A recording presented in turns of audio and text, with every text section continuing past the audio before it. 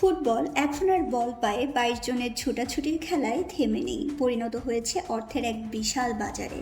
ফুটবলের সবুজ গালিচায় কেবল বলের কারিগরি নয়, ঘাসের নিচে লুকিয়ে থাকে এক বিশাল অঙ্কের আর্থিক সমীকরণ, যেখানে নেইমার জুনিয়র ধরাছোঁয়ার বাইরে।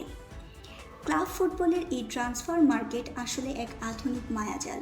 এই বাজারে কেউ বাজিমাত করে ইতিহাসের পাতায় নাম লেখান, আবার কেউ বিশাল প্রত্যাশার ভার বইতে না পেরে হারিয়ে যান অতলে।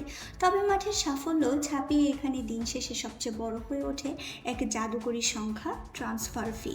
অর্থের ঝনঝনানির বাজারে আজও এক সম্রাট হিসেবে রাজত্ব করছেন ব্রাজিলিয়ান পোস্টার বয় নেইমার। ২০১৭ সালে বার্সেলোনা থেকে প্যারিসের মেঘমুক্ত আকাশে পাড়ি জমানোর সময় তিনি যে ২২২ মিলিয়ন ইউরোর মাইলফলক স্থাপন করেছিলেন, এত বছরেও তা স্পর্শ করতে পারেনি কেউ। বিশাল অঙ্কের বহু দল পরিবর্তন হলেও নেইমার আছেন সবার উপরে। বর্তমানে রিয়াল মাদ্রিদে জার্সি গায়ে দেওয়া ফরাসি ফরোয়ার্ড কিলিয়ান এমবাপ্পে মোনাকো ছাড়ে পিএসজিতে পাড়ি দেন ১৮০ মিলিয়নের বিনিময়ে।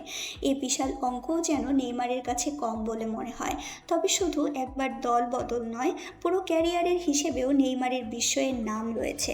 ক্যারিয়ারে মাত্র ৩বার ক্লাব বদলেই তিনি বাজার থেকে তুলে নিয়েছেন অবিশ্বাস্য ৪০০ মিলিয়ন ইউরো। অবাক হতে হয় এই কারণে যে দ্বিতীয় স্থানে থাকা রোমেলু লুকাকুকে ৩৬৯.৯ মিলিয়নের জন্য দল বদলাতে হয়েছে ৯ বার। এই তালিকায় অন্যদের ভেতর পর্তুগিজ তারকা ক্রিস্টিয়ানো রোনালদোর নামও আছে। তার ৫ বারের দল বদলে ব্যয় হয়েছে ২৪৭ মিলিয়ন ইউরো। এছাড়া ২৪৬ মিলিয়ন নিয়ে আলেকজান্ডার ইসাক এবং ২৩৩ মিলিয়নে উসমান দেমবেলেদের মতো ফুটবলার এই অর্থের দৌড়ে নাম খোদাই করিয়েছেন। মাঠে বলের দখলই নয়, ফুটবলে অর্থের বাজার দখলও এখন গুরুত্ব পায় ব্যাপকভাবে। কখনো কখনো অর্থের হিসাবটাই মাঠের লড়াইয়ের চেয়ে বেশি আকর্ষণীয় ও রোমাঞ্চকর হয়ে ওঠে।